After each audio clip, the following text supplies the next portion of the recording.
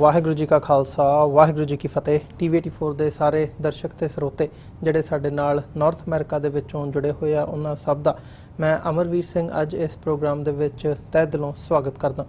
Viewers, ਅੱਜ ਇਸ ਖਾਸ ਪੇਸ਼ਕਸ਼ ਦੇ ਵਿੱਚ ਅਸੀਂ ਈਸਟ ਤੇ ਵੈਸਟ ਪੰਜਾਬ ਦੀ ਜਦੋਂ ਗੱਲ ਕਰਦੇ ਆ, ਇੱਕ ਇੱਧਰ ਪੰਜਾਬ ਜਿਹੜਾ ਜਿੱਧਰ ਅਸੀਂ ਵਸਦੇ ਆ ਤੇ ਦੂਜਾ ਪਾਕਿਸਤਾਨੀ ਸਾਈਡ ਵਾਲਾ ਜਿਹੜਾ ਪੰਜਾਬ ਹੈਗਾ, ਇਹਨਾਂ ਦੋਵਾਂ ਦੀ ਸਾਂਝ, ਦੋਵਾਂ ਦੀ ਸਿਆਸਤ, ਭਾਰਤ ਤੇ ਪਾਕਿस्तान ਦੀ ਤੇ ओवरऑल ਜਿਹੜੀ ਸਾਊਥ ਏਸ਼ੀਆ ਦੀ ਸਿਆਸਤ ਹੈਗੀ ਹੈ ਉਹ ਕਿਵੇਂ ਪਿਛਲੇ ਸਾਰੇ ਸਮੇਂ ਦੇ ਵਿੱਚ ਚੇਂਜ ਹੋਈ ਹੈ, ਹੋ ਰਹੀ ਹੈ ਤੇ ਆਉਣ ਵਾਲੇ ਸਮੇਂ ਦੇ ਵਿੱਚ ਕਿਵੇਂ ਚੇਂਜ ਹੋਣੀ ਹੈ, ਇਹਦੇ ਉੱਪਰ ਅਸੀਂ ਵਿਚਾਰ ਚਰਚਾ ਕਰਾਂਗੇ। ਤੇ ਇਹ ਸਾਰੀ ਜਿਹੜੀ ਚੀਜ਼ ਹੈਗੀ ਹੈ ਇਹ ਸਾਡੇ ਕਲਚਰ ਨੂੰ, ਪੰਜਾਬ ਦੇ ਕਲਚਰ ਨੂੰ ਕਿਵੇਂ ਪ੍ਰਭਾਵਿਤ ਕੀਤਾ ਹੈ ਸਾਰੇ ਪਾਰਟ ਨੇ ਤੇ ਹੁਣ ਕਿਵੇਂ ਪ੍ਰਭਾਵਿਤ ਕਰ ਰਹੀ ਹੈ, ਇਹਦੇ ਤੇ ਅਸੀਂ ਅੱਜ ਗੱਲਬਾਤ ਕਰਾਂਗੇ। ਅੱਜ ਸਾਡੇ ਸਟੂਡੀਓ ਦੇ ਵਿੱਚ ਇੱਕ ਜਿਹੋ ਜਿਹੀ ਸ਼ਖਸੀਅਤ ਮੌਜੂਦ ਨੇ ਜਿਨ੍ਹਾਂ ਦਾ ਐਜੂਕੇਸ਼ਨ ਤੋਂ ਲੈ ਕੇ ਉਹਨਾਂ ਨੇ ਲਾਹੌਰ ਦੇ ਵਿੱਚੋਂ ਕੀਤੀ ਹੈਗੀ ਹੈ ਤੇ ਲਾਹੌਰ ਜਿਹੜੀ ਪੰਜਾਬ ਯੂਨੀਵਰਸਿਟੀ ਹੈ ਉਹਦੇ ਵਿੱਚ ਐਜ਼ ਅ ਪ੍ਰੋਫੈਸਰ ਉਹਨਾਂ ਨੇ ਕੰਮ ਵੀ ਕੀਤਾ ਹੈ, ਸੇਵਾ ਵੀ ਕੀਤੀ ਹੈ ਤੇ ਇੱਥੇ ਅਮਰੀਕਾ ਦੇ ਵਿੱਚ, ਨਿਊਯਾਰਕ ਦੇ ਵਿੱਚ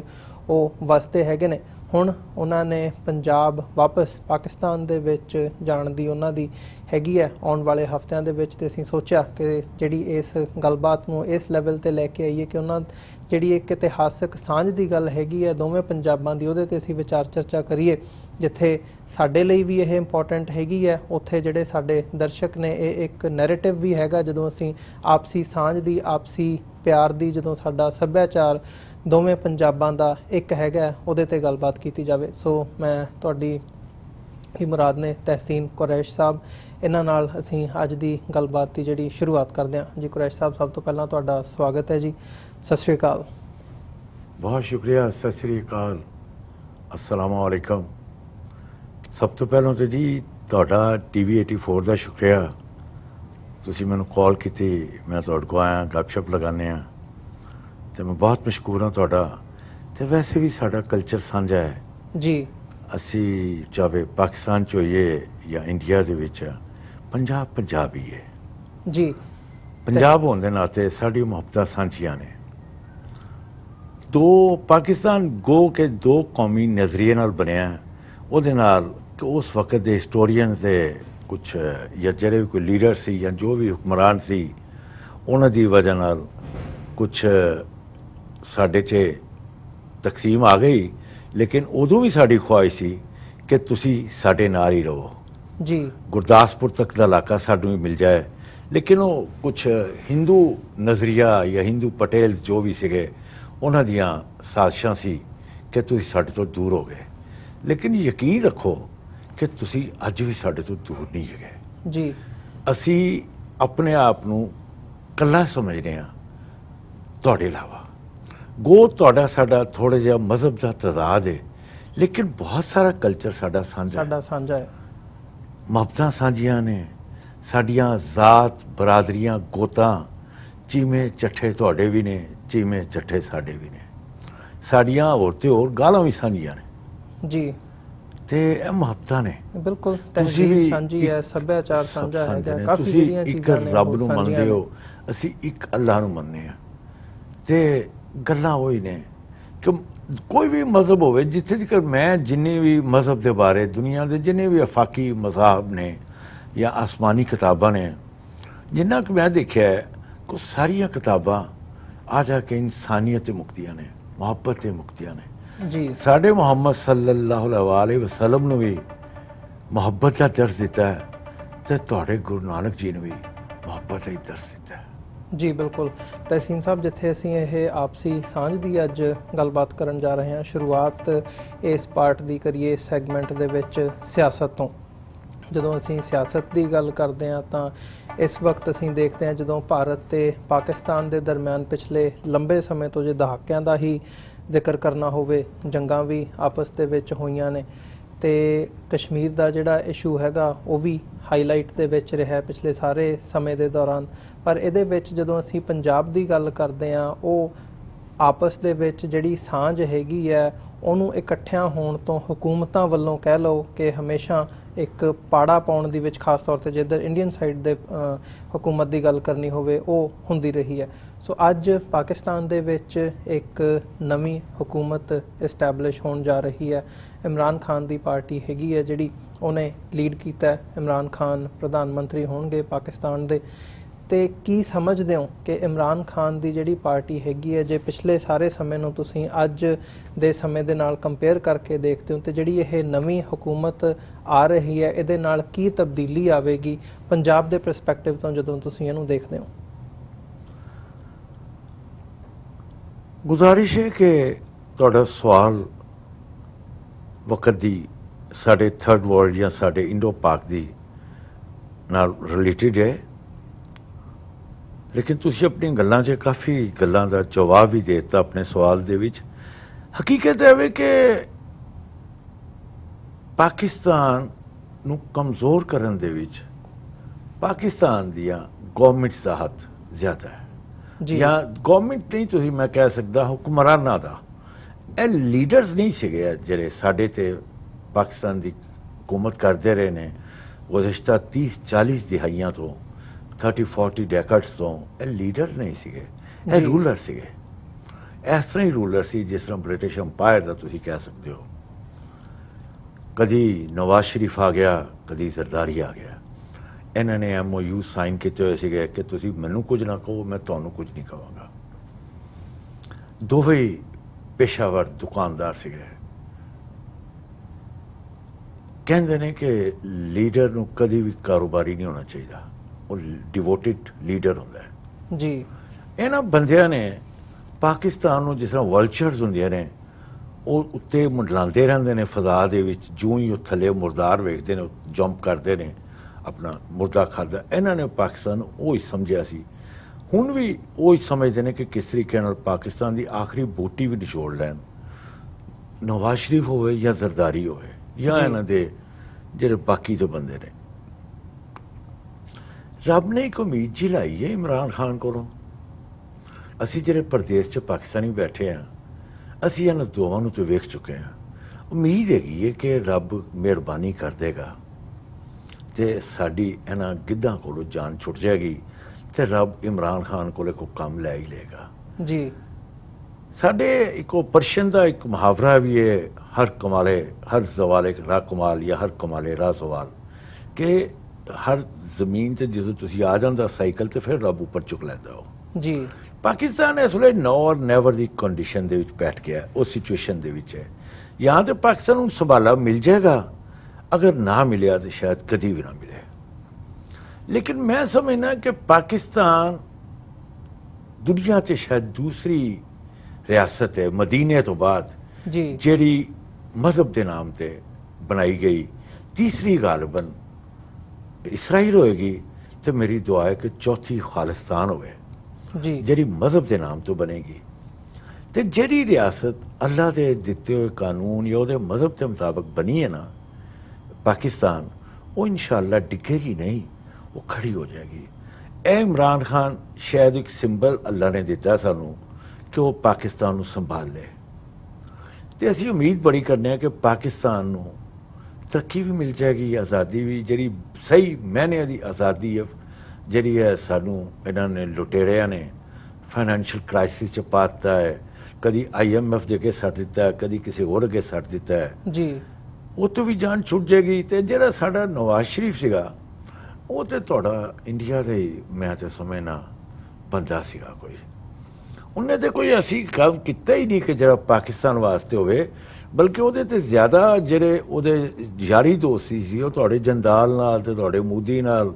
ਉਹਦੀ ਬੱਚੀ ਦੀ ਵੀ, ਬੇਟੀ ਦੀ ਵੀ, ਉਹਦੀ ਨਵਾਸੀ ਦੀ ਉਹਦੀ ਸ਼ਾਦੀ ਹੋਈ ਤੇ ਤੁਹਾਡੇ ਜੰਦਾਲ ਵਗੈਰਾ ਆਏ ਸੀਗੇ। ਬਲਕਿ ਮੈਂ ਤੇ ਅਮਰੀਕਾ 'ਤੇ ਸੀ, ਮੈਂ ਸੁਣਿਆ ਕਿ ਜਿਹੜੇ ਬੰਦੇ ਉਹਦੀ ਨਵਾਸੀ ਦੀ ਸ਼ਾਦੀ 'ਤੇ ਆਏ ਸੀ ਸ਼ਾਇਦ ਉਹਨਾਂ ਨੂੰ ਕੋਈ ਵੀਜ਼ੇ ਵੂਜ਼ੇ ਦੀ ਵੀ ਜ਼ਰੂਰਤ ਨਹੀਂ ਸੀਗੀ ਜੀ। ਸਿਕਿਉਰਿਟੀ ਰਿਸਕ ਸੀ ਉਹ ਬਕਾਇਦਾ।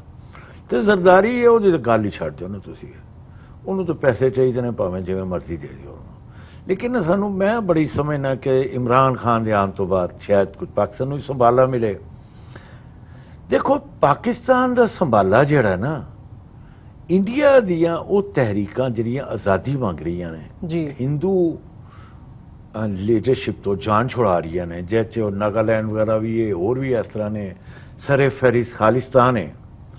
ਇੰਡੀਆ ਇਸ ਮਾਰੇ ਸਾਨੂੰ ਪਾਕਿਸਤਾਨ ਨੂੰ ਸਟੇਬਲ ਨਹੀਂ ਦੇਖ ਸਕਦਾ ਕਿ ਇੰਡੀਆ ਨੇ ਤੁਹਾਨੂੰ ਲੋਕਾਂ ਨੂੰ ਡਰਾ ਪਾਇਆ ਹੋਇਆ ਹੈ ਜੀ ਕਿ ਦੇਖੋ ਯਾਰ ਪਾਕਿਸਤਾਨ ਵੱਖਰਾ ਹੋ ਗਿਆ, 4 ਸੂਬੇ ਵੱਖਰੇ ਹੋ ਗਏ ਨੇ ਤੇ ਵੇਖੋ ਉਹਨਾਂ ਦਾ ਕੀ ਬੁਰਾ ਹਾਲ ਹੈ। ਅਗਰ ਕਿਧਰੇ ਪਾਕਿਸਤਾਨ ਆਪਣੇ ਪੈਰਾਂ 'ਤੇ ਖੜਾ ਹੋ ਜਾਏ ਤੇ ਇੰਡੀਆ ਨੇ ਤੁਹਾਨੂੰ ਇੱਕ ਹੌਸਲਾ ਮਿਲ ਜਾਏਗਾ।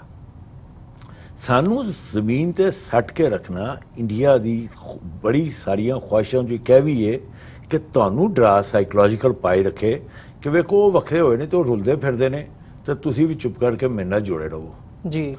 ਤੇ ਸਾਡਾ ਸਟੇਬਲ ਹੋਣਾ, ਪਾਕਿਸਤਾਨ ਦੀ ਸਟੇਬਲ ਹੋਣਾ ਤੁਹਾਡੇ ਆਜ਼ਾਦੀ ਪਸੰਦ ਤਹਿਰੀਕਾਂ ਵਾਸਤੇ ਵੀ ਬਹੁਤ ਜ਼ਰੂਰੀ ਹੈ।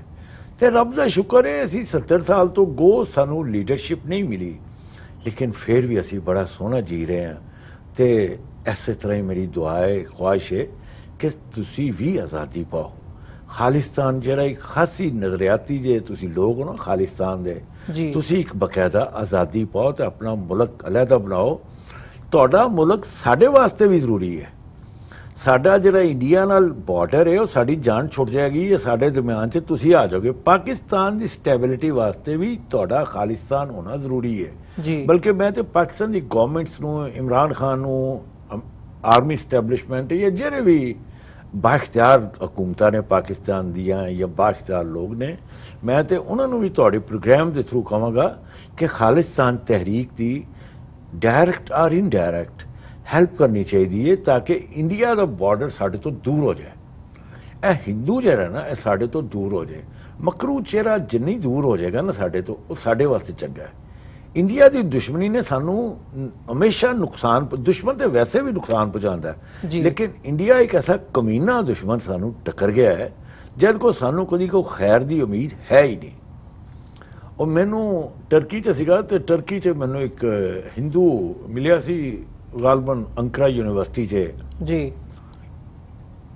ਪੜ੍ਹਾਉਂਦਾ ਸੀ ਹਿੰਦੀ ਜਾਂ ਕੁਝ ਐਸਾ ਸੀ, ਅੰਕਰਾ ਯੂਨੀਵਰਸਿਟੀ 'ਚ। ਉਹਦਾ ਨਾਮ ਮੈਨੂੰ ਪੂਰਾ ਨਹੀਂ ਯਾਦ, नाम नहीं मन ज़हन से आ रहा। बैल वो मैंने कहता थी कि अगर हमारे दिल्ली में या बॉम्बे में कोई कुत्ता भी मर जाता है तो हमारे लिए सबसे आसान बात यही है कि हम इसको कह दें कि ये ISI का एजेंट है। तो साडू तो दुश्मन ही रब ने बड़ा कमीना दिता है। दुआ करो कि रब किसी को कमीना दुश्मन ना दवे जिहड़ा सानू लभा।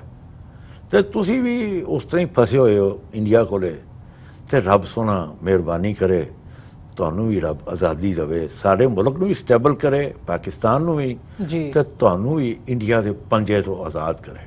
ਜੀ ਤਹਿਸੀਨ ਸਾਹਿਬ, ਜਿਵੇਂ ਇਹ ਸਾਰੇ ਪਾਰਟ ਨੂੰ ਤੁਸੀਂ ਨਾਲ ਜੋੜ ਕੇ ਵੀ ਦੇਖਦੇ ਹੋ, ਇੱਕ ਹਮਸਾਏ ਹੋਣ ਦੇ ਨਾਤੇ, ਇੱਕ ਆਪਸੀ ਸਾਂਝ ਦੀ ਜਿੱਥੇ ਗੱਲ ਹੈਗੀ ਹੈ, ਉੱਥੇ ਤੁਸੀਂ ਇੱਕ ਚੈਲੰਜ ਦੀ ਗੱਲ ਕੀਤੀ ਹੈ ਕਿ ਇੰਡੀਆ ਜਿਹੜਾ ਹੈਗਾ ਉਹ ਪਾਕਿਸਤਾਨ ਨੂੰ ਡੀਸਟੇਬਲਾਈਜ਼ ਕਰਨ ਦੀ ਹਮੇਸ਼ਾ ਤਾਕ ਦੇ ਵਿੱਚ ਰਹਿੰਦਾ। ਇਹਦੇ ਵਿੱਚ ਜੇ ਹੋਰ ਫੈਕਟਰਸ ਗਿਣਨੇ ਹੋਣ, ਇਸ ਵਕਤ ਇਮਰਾਨ ਖਾਨ ਦੀ ਜਿਹੜੀ ਹਕੂਮਤ ਹੈਗੀ ਹੈ, ਜਿੱਥੇ ਉਹ ਪ੍ਰੋਗਰੈਸ ਦੇ ਲਈ ਉਹਨਾਂ ਨੇ ਨਵੇਂ ਪਾਕਿਸਤਾਨ ਦਾ ਨਾਰਾ ਦਿੱਤਾ ਹੈਗਾ, ਉੱਥੇ ਇਹ ਜਿਹੜੀ ਆਪਸੀ ਸਾਂਝ ਦੀ ਗੱਲ ਹੈਗੀ ਹੈ, ਇਹਨੂੰ ਅੱਗੇ ਤੋਰਨ ਦੇ ਲਈ ਉਹਨਾਂ ਦੇ ਸਾਹਮਣੇ ਕੀ ਮੁਸ਼ਕਲਾਂ ਹੋਰ ਤਾਇਨਾਤ ਹੋਣਗੀਆਂ?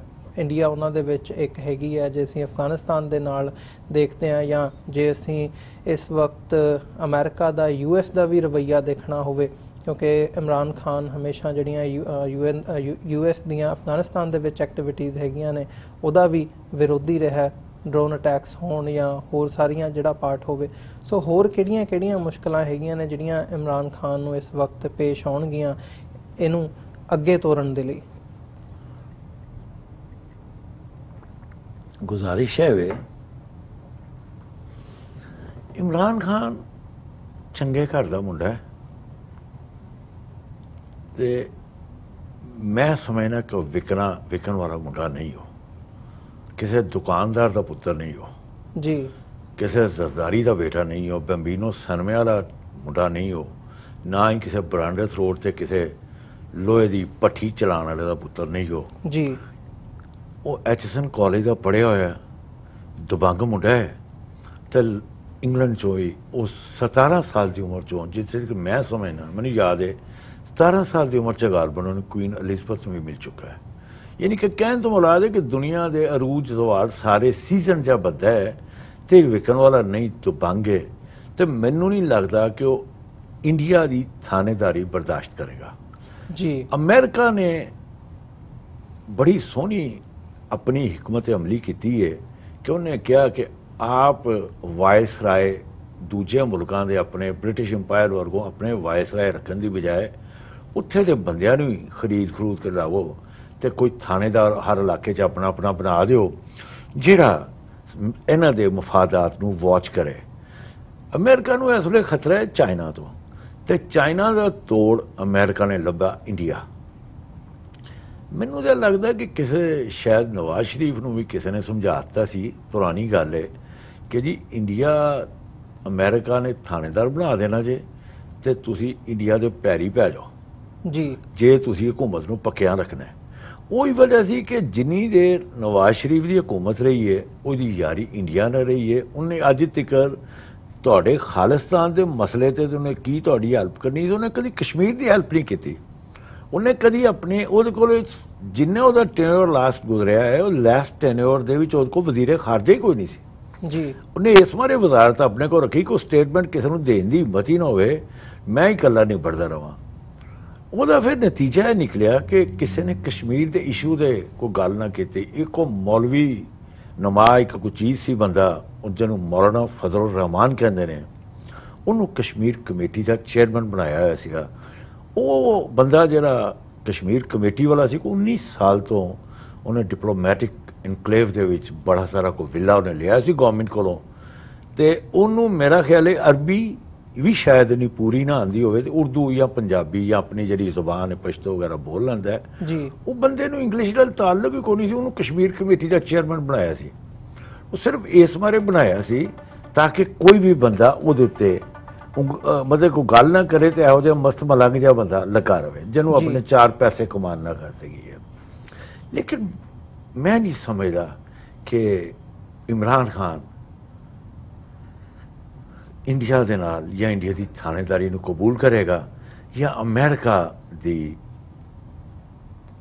सुपरमेसी नूं चलिया के चलेगा। मेरे ख्याल बराबरी की सतह से गल करेगा। उन्हें अपनी फर्स्ट स्पीच होती अगर तुम सुनो जी, मेरा इमरान खान नाल कोई जाती ताल्लुक नहीं, ना मेरा कोई पार्टी नाल ताल्लुक है, मैं इत्थे अमेरिका च सुकून की जिंदगी गुजार रहा, लेकिन पाकिस्तान मेरा दिल च धड़कता है, मेरी धड़कन है वो। मैं पहले मुसलमान हाँ, फिर मैं पाकिस्तानी हाँ, उस तो बाद फिर मैं कुछ आया हाँ। तो इस मेरा इन्ना ही ताल्लुक है पाकिस्तान होने के नाते, तो मेरी ख्वाहिश तो दुआ है कि अल्लाह इमरान नूं हिम्मत देवे। उन्हें अपनी पहली स्पीच बड़ी अच्छी गल की, उन्हें कह रही थी मैं इंडिया नाल चलना चाहना, अगर वो 1 कदम जाएगा मैं 2 कदम चलागा जी, लेकिन बराबरी की सतह से गल होएगी। यह नहीं हो सकता कि ठीक है सानू पिछलियां गवर्नमेंट्स बहुत ज़्यादा डैट्स से सानू पा गई ने, बहुत ज़्यादा असी बिलियनस दे विच मकरूज हाँ, लेकिन यह मतलब यह नहीं कि असी बेच दी अपने आप को। यह वक्त नहीं आएगा असी इंडिया नाल या अमेरिका नाल या दूजे मुल्कों नाल यूरोपियन यूनियन नाल या जिहड़ियां भी इस वे ताकत ने असी उन्हां नाल चलांगे। तो कोशिश है साडी, मेरी दुआ है तो इमरान खान की गल बने कोशिश होएगी कि बराबरी की सतह से गल कर सकीए असीं जी। ਜਦੋਂ ਅਸੀਂ ਤਹਿਸੀਨ ਸਾਹਿਬ ਇਸ ਸਾਰੇ ਪਾਰਟ ਬਾਰੇ ਗੱਲਬਾਤ ਕਰ ਰਹੇ ਹਾਂ ਤੇ ਜਦੋਂ ਅਸੀਂ ਪਾਕਿਸਤਾਨ ਦੀ ਗੱਲ ਕਰਦੇ ਹਾਂ, ਇੰਡੀਆ ਦੀ ਗੱਲ ਕਰਦੇ ਹਾਂ, ਅਸੀਂ ਪੋਲਿਟਿਕਸ ਦੀ ਗੱਲ ਕੀਤੀ ਹੈ, ਇਸ ਸਾਰੇ ਪਾਰਟ ਨੂੰ ਮੁੱਖ ਰੱਖਦਿਆਂ ਹੋਇਆਂ, ਤਾਂ ਆਪਸੀ ਸਾਂਝ ਦੀ ਜਿਹੜੀ ਗੱਲ ਹੈਗੀ ਹੈ, ਜੇ ਉਹਦੇ ਵੱਲ ਮੁੜ ਕੇ ਆਈਏ, ਇਮਰਾਨ ਖਾਨ ਦਾ ਵੀ ਜਿਹੜਾ ਪਿਛੋਕੜ ਹੈਗਾ ਉਹ ਇੱਧਰਲੇ ਜਿਹੜੇ ਪੰਜਾਬ ਦੇ ਨਾਲ ਲੱਗਦਾ ਹੈ, ਈਸਟ ਪੰਜਾਬ ਦੇ ਨਾਲ ਜਲੰਧਰ ਤੋਂ ਉਹਨਾਂ ਦਾ ਸੰਬੰਧ ਹੈਗਾ। ਤੇ ਉੱਥੇ ਉਹ ਜਦੋਂ 4-5 ਸਾਲ ਪਹਿਲਾਂ ਆਏ ਵੀ ਸੀ ਤਾਂ ਉਹਨਾਂ ਨੇ ਆਪਣੀਆਂ ਜਿਹੜਾ ਸਮਾਂ ਵੀ ਉੱਥੇ ਗੁਜ਼ਾਰਿਆ ਸੀ ਉਸ ਇਲਾਕੇ ਦੇ ਵਿੱਚ ਜਿੱਥੇ ਉਹਨਾਂ ਦਾ ਪਰਿਵਾਰਕ ਸੰਬੰਧ ਸੀ। ਸੋ ਇਸ ਦੇ ਨਾਲ ਇਸ ਪਾਰਟ ਦੇ ਨਾਲ ਜਿਹੜੀ ਆਪਸੀ ਸਾਂਝ ਦੀ ਇੱਕ ਹੋਪ ਹੈਗੀ ਹੈ, ਉਹਨੂੰ ਤੁਸੀਂ ਕਿਵੇਂ ਦੇਖਦੇ ਹੋ, ਉਮੀਦ ਕਿਵੇਂ ਦੇਖਦੇ ਹੋ ਕਿ ਆਪਸੀ ਸਾਂਝ ਖਾਸ ਤੌਰ 'ਤੇ ਪੰਜਾਬ ਦੀ ਜਿਹੜੀ ਹੈਗੀ ਹੈ ਉਹ ਤੁਹਾਨੂੰ ਲੱਗਦਾ ਵੀ ਆਉਣ ਵਾਲੇ ਸਮੇਂ ਦੇ ਵਿੱਚ ਜਿੱਥੇ ਹਕੂਮਤਾਂ ਆਪਸ ਦੇ ਵਿੱਚ ਟਕਰਾਉਂਦੀਆਂ ਨੇ ਜਾਂ ਜਿਸ ਹਿਸਾਬ ਨਾਲ ਭਾਰਤ ਸਰਕਾਰ ਦਾ ਰਵੱਈਆ ਹੈਗਾ ਪਾਕਿਸਤਾਨ ਦੇ ਪ੍ਰਤੀ, ਤਾਂ ਉਹਦੇ ਵਿੱਚ ਜਿਹੜੀ ਇਹ ਆਪਸੀ ਸਾਂਝ ਦੀ ਗੱਲ ਹੈਗੀ ਹੈ ਉਹ ਕਿੰਨੀ ਕੁ ਅੱਗੇ ਤੱਕ ਤੁਰ ਸਕਦੀ ਹੈ? देखो जी, इमरान खान दे नाल लफज खान भी लगता तो न्याजी भी लगता है, ਲੇਕਿਨ ਇਮਰਾਨ ਖਾਨ ਇੱਕ ਪੰਜਾਬੀ ਹੈ। ਉਹ ਨਹੀਂ ਤੁਸੀਂ ਗੱਲ ਕਰ ਰਹੇ ਹੋ ਕਿ ਉਹ ਜਲੰਧਰ ਦਾ ਰਹਿਣ ਵਾਲਾ ਹੈ, ਉਹ ਤੇ ਨਹੀਂ, ਉਹਦੇ ਪੇਰੈਂਟਸ ਜੀ ਬਲਕਿ ਉਹਦੇ ਪੇਰੈਂਟਸ ਗਾਲਬਨ 600 ਸਾਲ ਤੋਂ ਜਲੰਧਰ ਦੇ ਹੈਗੇ ਨੇ। ਜੀ ਬੁਨਿਆਦੀ ਤੌਰ 'ਤੇ ਉਹ ਪੰਜਾਬੀ ਹੈ। ਮੈਂ ਨਹੀਂ ਸਮਝਦਾ ਕਿ ਉਹ ਪੰਜਾਬ ਤੋਂ ਆਪਣੇ ਆਪ ਨੂੰ ਦੂਰ ਸਮਝਦਾ। ਗੋ ਇਹਨੂੰ ਡਿਫਰੈਂਟ ਸਿਆਸੀ ਤਨਜ਼ੀਮਾਂ ਨੇ ਜਾਂ ਹੋਰ ਲੋਕਾਂ ਨੇ ਆਪਣੇ ਮਕਸਦ ਵਾਸਤੇ, ਕਿਸੇ ਨੇ ਤਾਲਿਬਾਨ ਖਾਨ ਕਹਿ ਦਿੱਤਾ, ਕਿਸੇ ਨੇ ਕੁਝ ਕਹਿ ਦਿੱਤਾ, ਲੇਕਿਨ ਉਹ ਸਿਰਫ ਪਾਕਿਸਤਾਨੀ ਹੈ ਤੇ ਬਾਅਦ 'ਚ ਪੰਜਾਬੀ ਵੀ ਹੈ। ਮੈਂ ਸਮਝਣਾ ਕਿ ਅਗਰ ਜਿਸ ਤਰ੍ਹਾਂ ਮੋਨੀ ਗੱਲ ਕਰ ਰਿਹਾ ਸੀ ਕਿ ਰੱਬ ਪਾਕਿਸਤਾਨ ਨੂੰ ਨਾਓ ਔਰ ਨੈਵਰ ਦੀ ਗੱਲ ਕਰ ਰਿਹਾ ਸੀ ਕਿ ਪਾਕਿਸਤਾਨ ਨੂੰ ਰੱਬ ਨੀਚੇ ਨਹੀਂ ਸੱਟੇਗਾ, ਇਸ ਤਰ੍ਹਾਂ ਮੈਨੂੰ ਲੱਗਦਾ ਹੈ ਕਿ ਇਮਰਾਨ ਖਾਨ ਨੂੰ ਵੀ ਰੱਬ ਨੇ ਅਗਰ ਲੀਡਰਸ਼ਿਪ ਦੇ ਰਿਹਾ ਨਾ ਤਾਂ ਕਿਸੇ ਮਕਸਦ ਵਾਸਤੇ ਦੇ ਰਿਹਾ। ਦੂਜੀ ਗੱਲ ਹੈ ਕਿ ਇਮਰਾਨ ਖਾਨ ਸ਼ਾਇਦ ਇੰਡੀਆ ਨਾਲ ਅਗਰ ਦੋਸਤੀ ਕਰੇਗਾ ਤਾਂ ਬਰਾਬਰੀ ਸਤਹ ਤੇ ਕਰੇਗਾ, ਲੇਕਿਨ ਉਹ ਇੱਕ ਸਿਆਣਾ ਬੰਦਾ ਹੈ। ਕੁਝ ਦੋਸਤ ਉਹਦੇ ਦੁਸ਼ਮਣ ਜਾਂ ਦੋਸਤ ਕਹਿੰਦੇ ਨੇ ਕੋਈ ਜਜ਼ਬਾਤੀ ਹੈ ਜਾਂ ਖਤਰਨਾਕ ਹੱਦ ਤੱਕ ਸਾਫ਼ ਗੋਏ, ਲੇਕਿਨ ਉਹ ਪੰਜਾਬ ਦੇ ਦੁੱਖ ਦਰਦ ਨੂੰ ਸਮਝਦਾ। ਸਾਰੀਆਂ ਗੱਲਾਂ ਆਪਣੀਆਂ ਜਗ੍ਹਾ ਨੇ, ਬੋਲਡ ਹੋਣਾ ਆਪਣੀ ਜਗ੍ਹਾ ਹੈ, ਲੇਕਿਨ ਪੰਜਾਬ ਦੇ ਦੁੱਖ ਦਰਦ ਨੂੰ ਸਮਝਦਾ ਹੈ। ਉਹ ਮੇਰੇ ਖਿਆਲ ਉਹਨੂੰ ਇੰਨਾ ਕੁ ਜ਼ਰੂਰ ਇਲਮ ਹੈ ਕਿ ਖਾਲਿਸਤਾਨ ਦਾ ਵਜੂਦ ਪਾਕਿਸਤਾਨ ਦੇ ਬਚਾਅ ਵਾਸਤੇ ਕਿੰਨਾ ਕੁ ਜ਼ਰੂਰੀ ਹੈ ਜੀ, ਖਾਸ ਤੌਰ 'ਤੇ ਇੰਡੀਆ ਤੋਂ ਫਾਸਲਾ ਰੱਖਣ ਵਾਸਤੇ ਕਿੰਨਾ ਕੁ ਜ਼ਰੂਰੀ ਹੈ। ਅਤੇ ਮੇਰਾ ਖਿਆਲ ਹੈ ਸਾਡੀਆਂ ਸਾਰੀਆਂ ਪੂਰੇ ਸਾਡੇ ਇਲਾਕੇ ਦੀਆਂ ਸਾਡੇ ਜਿਹੜੀ ਮੌਜੂਦਾ ਲੀਡਰਸ਼ਿਪ ਆ ਰਹੀ ਹੈ, ਇਹਨਾਂ ਦੀਆਂ ਹਮਦਰਦੀਆਂ ਆਉਣ ਵਾਲੇ ਦੌਰ 'ਚ ਮੈਨੂੰ ਲੱਗਦਾ ਕਿ ਤੁਹਾਡੇ ਨਾਲ ਹੀ ਹੋਣਗੀਆਂ। ਅਸੀਂ ਐਜ਼ ਏ ਪੰਜਾਬੀ, ਪਾਕਿਸਤਾਨੀ ਪੰਜਾਬੀ ਜਾਂ ਇੰਡੀਅਨ ਪੰਜਾਬੀ, ਸਾਡੇ ਦਿਲ ਇੱਕ ਦੂਜੇ ਤੋਂ ਦੂਰ ਨਹੀਂ ਹੈਗੇ। ਸਾਨੂੰ ਅਗਰ ਪ੍ਰੋਬਲਮ ਹੈ ਤਾਂ ਸਾਡੀਆਂ ਹਕੂਮਤਾਂ ਦਾ ਪ੍ਰੋਬਲਮ ਰਹੀ ਹੈ, ਲੇਕਿਨ ਮੈਂ ਸਮਝਦਾ ਕਿ ਇਮਰਾਨ ਖਾਨ ਦੇ ਆਉਣ ਦੇ ਨਾਲ ਕਾਫੀ ਫਰਕ ਪਏਗਾ। ਖਾਲਿਸਤਾਨ ਦੇ ਰੱਬ ਕਰੇ ਕਿ ਖਾਲਿਸਤਾਨ ਨੂੰ ਰੱਬ ਆਜ਼ਾਦੀ ਦੇਵੇ, ਇੰਡੀਆ ਵਰਗੇ ਬੇਗੈਰਤ ਦੁਸ਼ਮਣ ਤੋਂ ਆਜ਼ਾਦੀ ਦੇਵੇ, ਤੇ ਮੇਰਾ ਖਿਆਲ ਹੈ ਕਿ ਕਾਫੀ ਉਹਨੂੰ ਪਾਕਿਸਤਾਨ ਇਮਰਾਨ ਖਾਨ ਤੁਹਾਡੀ ਕੌਜ਼ ਨੂੰ ਤਕਵੀਅਤ ਦੇਗਾ। ਜੀ ਤਹਿਸੀਨ ਸਾਹਿਬ, ਜਾਂਦੇ ਜਾਂਦੇ ਸਾਡਾ ਸਮਾਂ ਵੀ ਸਮਾਪਤੀ ਦੇ ਵੱਲ ਨੂੰ ਜਾ ਰਿਹਾ, ਪਰ ਇੱਕ ਇਸ ਪਲੇਟਫਾਰਮ ਤੋਂ ਤੁਸੀਂ ਅੱਜ ਪਹਿਲੀ ਵਾਰ ਸਾਡੇ ਦਰਸ਼ਕਾਂ ਦੇ ਰੂਬਰੂ ਹੋਏ ਹੋ, ਤੇ ਕੀ ਸੰਦੇਸ਼ ਕੋਈ ਦੇਣਾ ਚਾਹੋਗੇ, ਮੈਸੇਜ ਦੇਣਾ ਚਾਹੋਗੇ ਸਾਰੀ ਗੱਲਬਾਤ ਦੇ ਦੌਰਾਨ, ਜਦੋਂ ਅਸੀਂ ਪੰਜਾਬ ਦੀ ਗੱਲ ਕਰ ਰਹੇ ਹਾਂ, ਪੰਜਾਬੀਅਤ ਦੀ ਗੱਲ ਕਰ ਰਹੇ ਹਾਂ, ਆਪਸੀ ਸਾਂਝ ਦੀ ਗੱਲ ਕਰ ਰਹੇ ਹਾਂ, ਜਿੱਥੇ ਸਾਡਾ ਸੱਭਿਆਚਾਰ ਤੋਂ ਲੈ ਕੇ ਲੈਂਗੁਏਜ ਤੋਂ ਲੈ ਕੇ ਜਿਹੜੀ ਇੱਕ ਆਪਸੀ ਸਾਂਝ ਹੈਗੀ ਹੈ, ਜਿਹੜੀ ਸਾਡੇ ਬਜ਼ੁਰਗਾਂ ਨੇ ਦੇਖੀ ਹੈ, ਅੱਜ ਕਿਤੇ ਨਾ ਕਿਤੇ ਹਕੂਮਤਾਂ ਦੇ ਰਵੱਈਏ ਕਰਕੇ ਉਹ ਕਾਫੀ ਜਿਹੜੀ ਹੈ ਡਾਊਨ ਸਾਨੂੰ ਨਜ਼ਰ ਆਉਂਦੀ ਹੈ ਜਾਂ ਨੀਵੀਂ ਨਜ਼ਰ ਆਉਂਦੀ ਹੈ, ਪਰ ਉਹ ਸਾਂਝ ਦੇ ਮੁਤਲਕ ਕੀ ਮੈਸੇਜ, ਕੀ ਸੰਦੇਸ਼ ਦੇਣਾ ਚਾਹੋਗੇ ਅੱਜ ਇਸ ਪਲੇਟਫਾਰਮ ਤੋਂ? ਯਾਰ ਇਹ ਤੇ ਗੱਲ ਕੋ ਤੁਸੀਂ ਸਿਆਣੇ ਕੋਲੋਂ ਪੁੱਛਦੇ ਤੇ ਬਹੁਤ ਹੀ ਚੰਗੀ ਗੱਲ ਸੀ। ਤੁਸੀਂ ਵੀ ਸਿਆਣੇ ਹੀ ਹੋ। ਵੱਡਾ ਸਵਾਲ ਕਿਸੇ ਮੇਰੇ ਵਰਗੇ ਬੰਦੇ ਕੋਲੋਂ ਪੁੱਛ ਲਿਆ। ਪਹਿਲਾਂ ਥੈਂਕ ਯੂ ਸੋ ਮਚ। ਗੁਜ਼ਾਰਿਸ਼ ਯਾਰ, ਉਹ ਸਾਡੇ ਉਸਤਾਦ ਮੁਹਤਰਮ ਸੀ ਲਾਹੌਰ ਦੇ ਇਸ਼ਫਾਕ ਖਾਨ ਸਾਹਿਬ, ਉਹਨਾਂ ਦਾ ਬੜਾ ਖੂਬਸੂਰਤ ਫਿਕਰਾ ਸੀ ਕਿ ਯਾਰ ਆਸਾਨੀਆਂ ਵੰਡੋ। ਤੇ ਮੈਂ ਇਹ ਸਮਝਣਾ ਕਿ ਅਗਰ ਤੁਹਾਨੂੰ ਮੈਂ ਈਜ਼ੀਨੈਸ ਦੇਵਾਂਗਾ, ਤੁਹਾਨੂੰ ਆਸਾਨੀਆਂ ਦੇਵਾਂਗਾ, ਰੱਬ ਸੋਹਣਾ ਮੈਨੂੰ ਵੀ ਆਸਾਨੀਆਂ ਦੇਗਾ। ਦੂਜਾ, ਕ੍ਰਿਸਚੈਨਿਟੀ 'ਚ ਇੱਕ ਲਫ਼ਜ਼ ਆਉਂਦਾ, God is love and love is God. ਜੀ ਬਸ ਯਾਰ ਮੁਹੱਬਤ ਦਾ ਪ੍ਰਚਾਰ ਕਰਦੇ ਰਹੋ। ਗਰਜ਼ਾਂ ਜਿਹੜੀਆਂ ਸਾਡੀਆਂ ਨੇ ਨਾ, ਉਹਨਾਂ ਨੂੰ ਅਸੀਂ ਜਿੰਨਾ ਕਿ ਲਿਮਿਟਿਡ ਕਰ ਲਾਂਗੇ ਨਾ, ਉਹ ਸਾਡੀ ਜ਼ਿੰਦਗੀ ਉਨੀ ਸਕੂਨ 'ਚ ਆਏਗੀ। ਫਿਰ ਦੂਜੀ ਗੱਲ ਹੈ ਕਿ ਰੱਬ ਸਾਡੀਆਂ ਜ਼ਰੂਰਤਾਂ ਨੂੰ ਜਾਇਜ਼ ਨੂੰ ਪੂਰੀਆਂ ਕਰਨ ਵਾਲਾ ਹੈ, ਤੇ ਨਜਾਇਜ਼ ਜ਼ਰੂਰਤਾਂ ਦਿਲ 'ਚ ਪਾਓ ਹੀ ਨਾ ਯਾਰ। ਜਿੰਨੀ ਸਾਦਗੀ ਹੋਏਗੀ ਲਾਈਫ ਉਨੀ ਆਸਾਨ ਹੋ ਜਾਏਗੀ। ਬਾਕੀ ਰੱਬ ਤੁਹਾਡਾ ਵੀ ਭਲਾ ਕਰੇ, ਸਾਡਾ ਵੀ ਭਲਾ ਕਰੇ।